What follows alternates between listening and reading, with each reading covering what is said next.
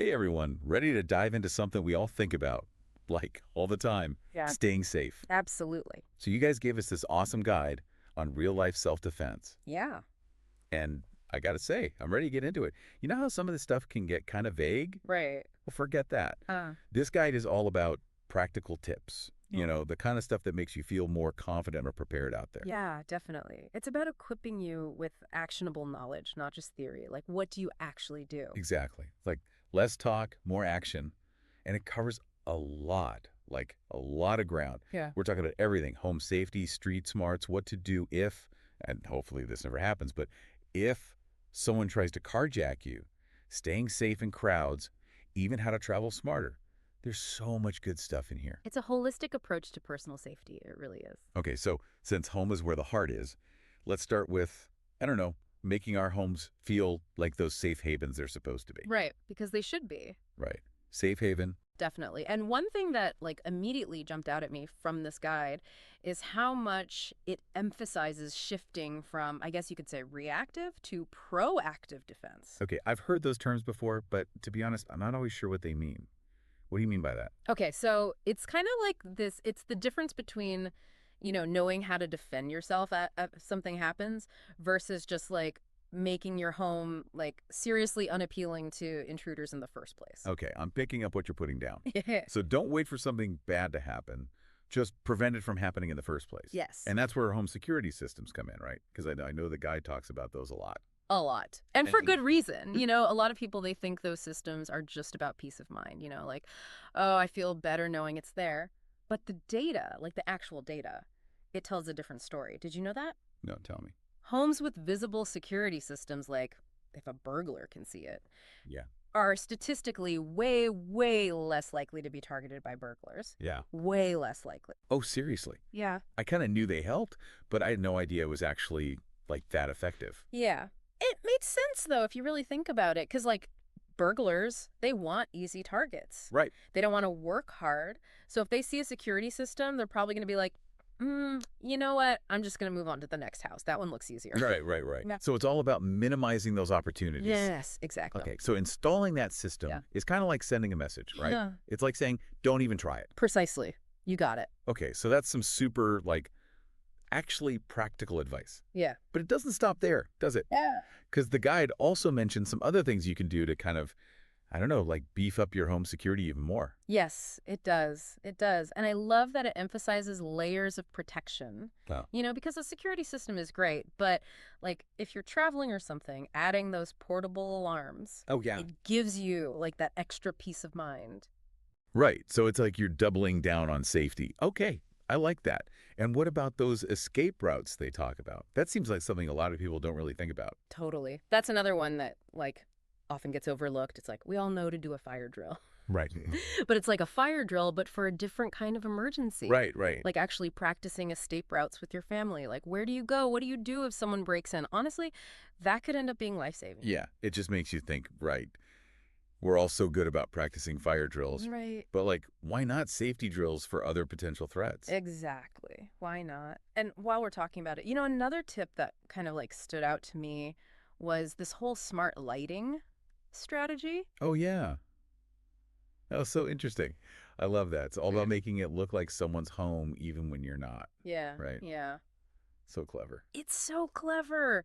It just plays on that same psychology of deterrence we were just talking about. Like leaving a few lights on strategically, maybe even setting them on a timer, it just creates this illusion of occupancy, which again, like we said, makes your home less appealing to those would-be intruders. Right. They're looking for the empty house. Exactly. Easy in, easy out. Exactly. Okay. This is fantastic.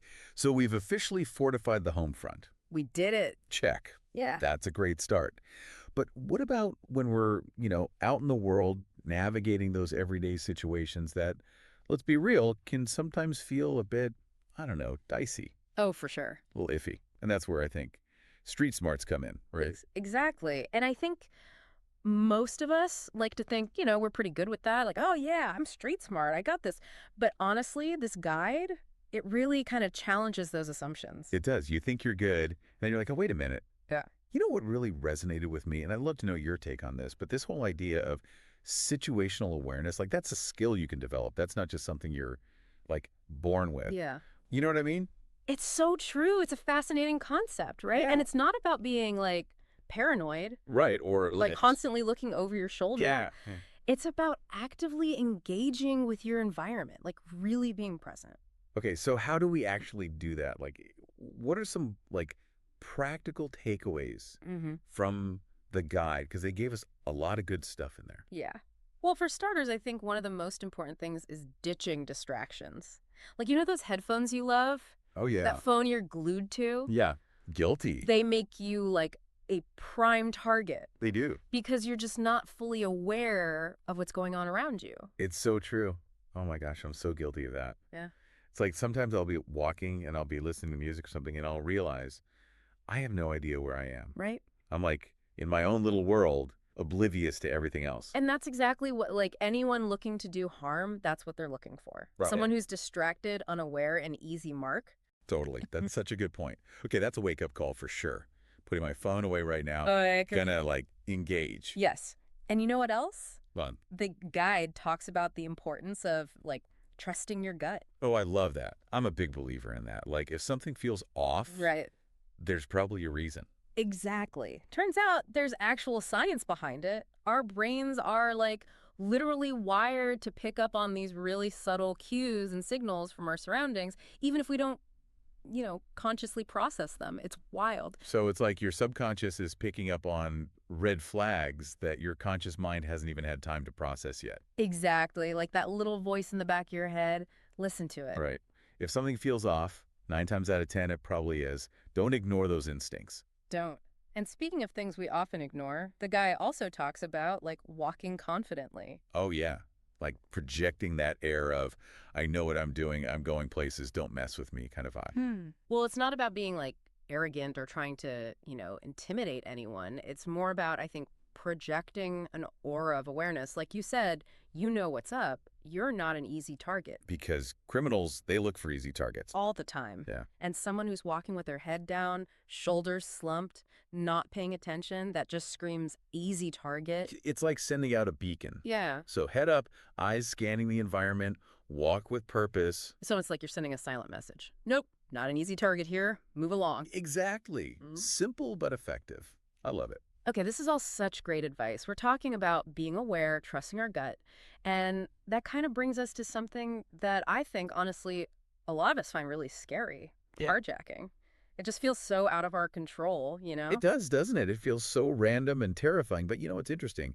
This guide, it emphasizes that carjacking, like a lot of crimes, honestly, it often boils down to opportunity. Okay, so it's about, like, taking away that opportunity, making it harder for them to even see us as a target in the first place. Exactly. And a big part of that, the guide says, is parking strategically. Oh, right. Yeah. I remember that section. It's about way more than just finding a well-lit spot, right? Way more. It goes way deeper than that. It's about, like, being aware of your surroundings when you're parking. Like, okay, let's say hypothetically someone wanted to approach your car.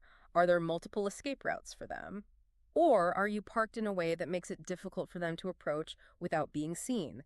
These are the things we don't always think about. Wow. They called it like intersection awareness. Right. Because, yeah, if you're boxed in at a light, it's like you're basically trapped if someone approaches your car. Exactly. It's Oh. scary to think about. So yeah, minimize that risk.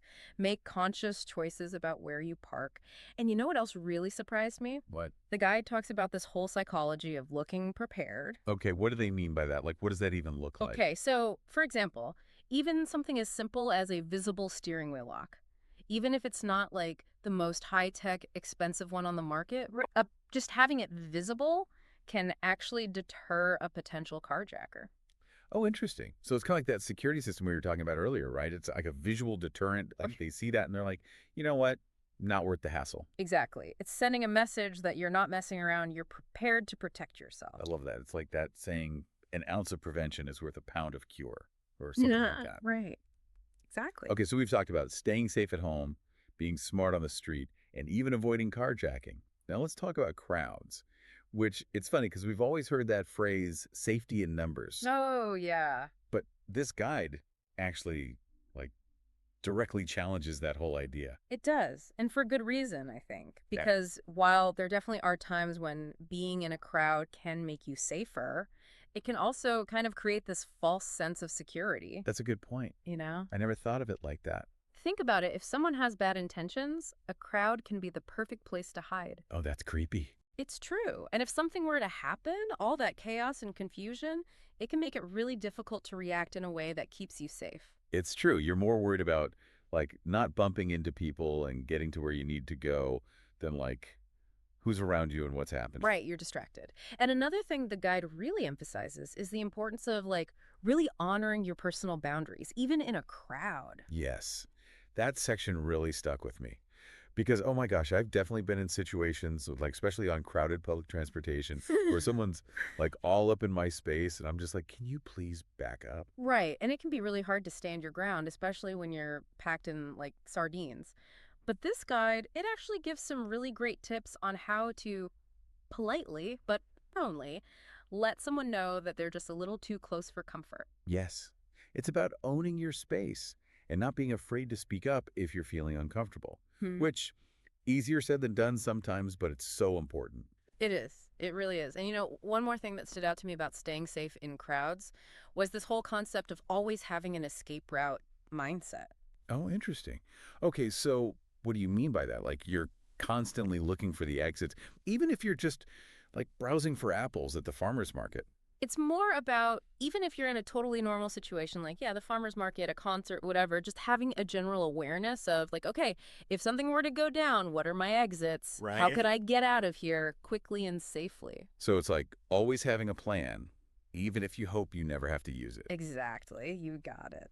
And that, my friend, brings us to our final act, travel safety. Yes, this is a big one. Because listen, I love to travel. You love to travel. Traveling is exciting. But like, it's important to remember that just because you're on vacation, that doesn't mean you get to take a vacation from safety. So true. That's such a good point. And while the guide definitely covers all those like basic travel safety tips we've all heard a million times, don't flash your cash, be aware of your surroundings, it also like dives into some less obvious but equally important aspects of travel safety.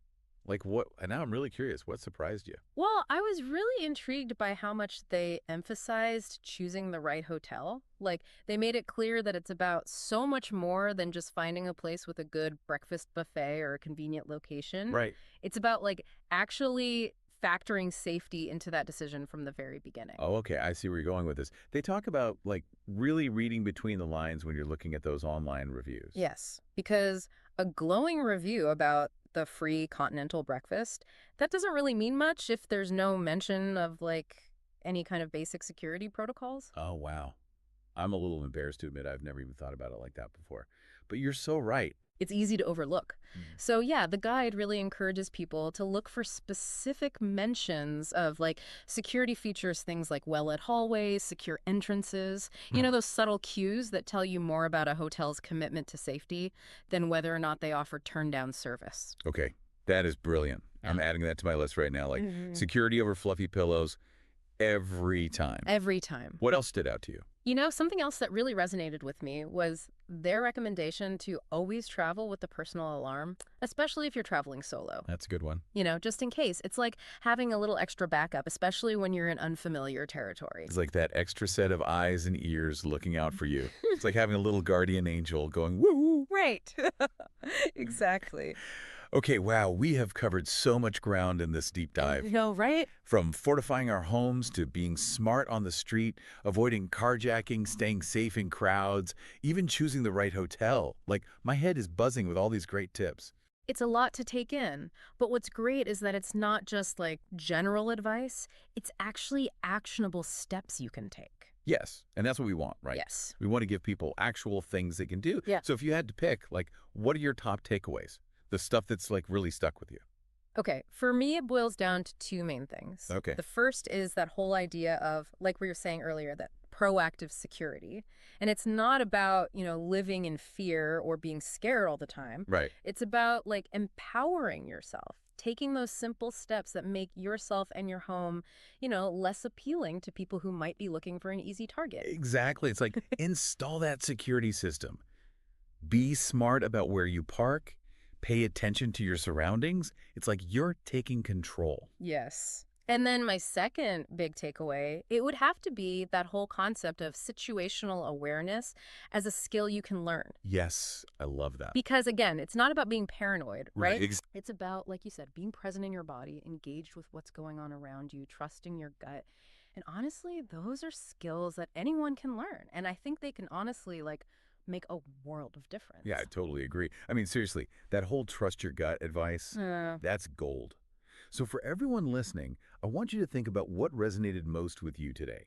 What's the one tip you're going to start using, like right now, to feel just a little bit safer, a little more in control? Maybe it's ditching the distractions when you're walking down the street. Maybe it's scoping out those escape routes in a crowded space. Whatever it is, hold on to it. Until next time, stay curious, stay informed, and stay safe out there.